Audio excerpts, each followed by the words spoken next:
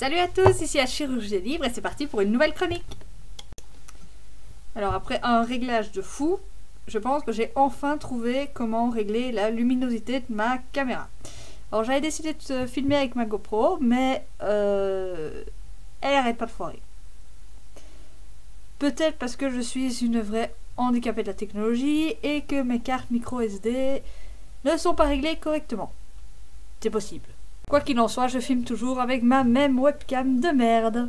Investi dans un super matériel, qui est une enveloppe de radiographie pour faire une courte luminosité, pour régler mon problème de rétroéclairage et de contre-jour.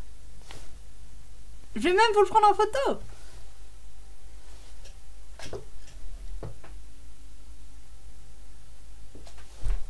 Voilà. Quoi? C'est ça qui vous perturbe? Ça avait son petit succès en pédiatrie. J'allais dire en gériatrie, mais bon. Enfin, ça avait aussi son succès en gériatrie. Mais dans les urgences adultes, ça avait beaucoup moins de succès, tu vois. Quand tu veux aller voir dans la bouche des patients, parce que j'utilise la lampe de l'iPhone pour aller voir dans la bouche des patients. C'était beaucoup moins classe, tu vois. Allez, faites ah. Pourquoi vous rigolez, monsieur? Alors aujourd'hui, j'ai décidé de vous parler d'un livre que j'ai lu cette semaine, c'est Strom. Alors l'auteur, c'est Emmanuel et Benoît de Saint-Chamas. C'est sûrement un couple, je suppose, ou peut-être des frères et sœurs. Je ne me suis pas renseignée, à dire vrai. Donc c'est l'histoire de deux jumeaux, Raphaël et Raphaël qui fêtent leurs 15 ans et qui vont se voir proposer d'entrer dans une espèce de secte, une organisation secrète qui a un quartier général dans les sous-bassements du Louvre. Alors, je tiens à préciser que ce n'est pas du tout pour ça que j'ai aimé ce livre. Parce que je n'ai aucun affect particulier pour Paris ou pour le Louvre. Strictement aucun. Surtout pas pour le Louvre. Je n'aime pas l'art et je n'aime pas Paris. Alors, cette secte, ou cette organisation plutôt, s'appelle les Chevaliers de l'Insolite. Alors, ils enquêtent sur des mystères historiques, sur des faits étranges qui ont un lien avec l'histoire ou l'art. Et on va aller voir l'envers du décor de certaines grandes découvertes ou de certains grands faits telles que les découvertes des grottes de Lascaux ou les grandes figures de l'histoire comme Léonard de Vinci ou les pyramides, la pyramide de Gizeh et tout ça. Et c'est très bizarre parce qu'on va découvrir vraiment l'envers du décor et des faits tellement tellement gros que on pourrait presque croire qu'ils sont vrais, tellement les auteurs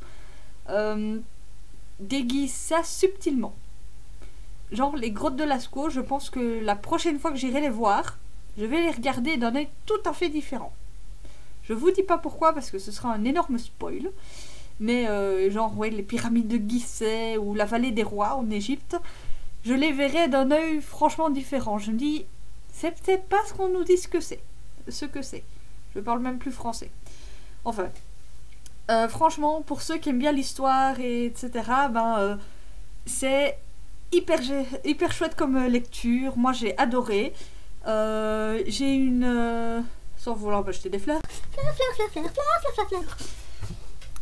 Une petite dédicace à Stéphanie Gras et à Déborah J. Marazou. Qui vont adorer ce petit passage. J'ai une culture générale concernant l'histoire et les grandes figures historiques plutôt bonnes. Et j'ai retrouvé plein de références qui m'ont fait hyper plaisir. Et c'est vrai que de les voir, comment dire, détractés comme ça, c'était hyper plaisant. Et je me suis bien amusée.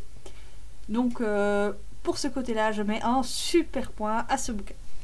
Sinon, du côté des personnages, ils étaient super attachants, un peu naïfs parfois parce que ce sont des adolescents quand même de 15 ans. Donc on pouvait pas les faire non plus trop matures, ça aurait été super bizarre. Mais leur oncle qui s'appelle Tristan rattrape bien le truc. C'est un personnage aussi qui, on sent qu'il renferme un secret peut-être un peu plus gros que ce qu'il cache. Je le soupçonne d'avoir un gros rôle dans l'organisation. Donc j'ai hâte de lire les prochains tomes pour voir ce qu'il en est. Concernant le personnage du collectionneur, qui est le titre de ce premier tome,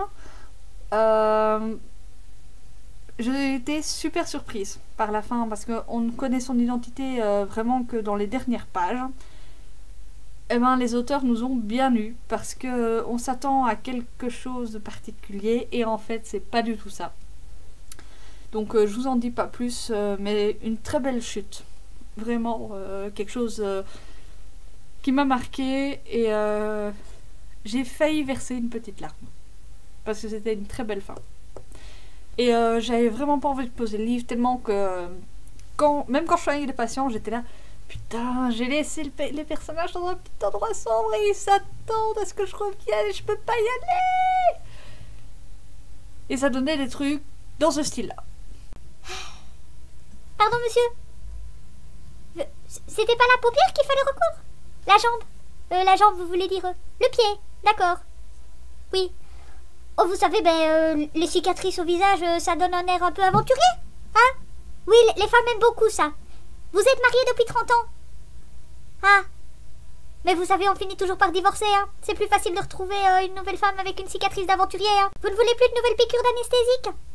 Ben c'est pas grave, on va faire à vif. Comme ça, on n'utilise plus trop de médicaments, hein. C'est mieux, pas faire mal. Non, pas plus que ça. Ce n'est que 12 points de suture, monsieur. Hein. Donc voilà, un véritable coup de cœur, comme les libraires, comme vous pouvez voir.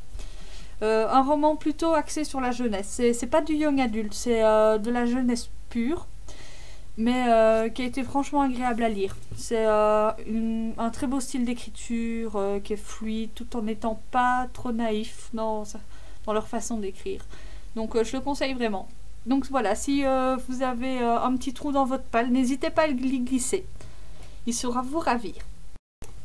Voilà, c'était la chirurgie des livres et on se retrouve un peu plus tard pour une prochaine chronique. Salut! Bon, monsieur, là, il va falloir arrêter de crier parce que je n'arrive pas à me concentrer.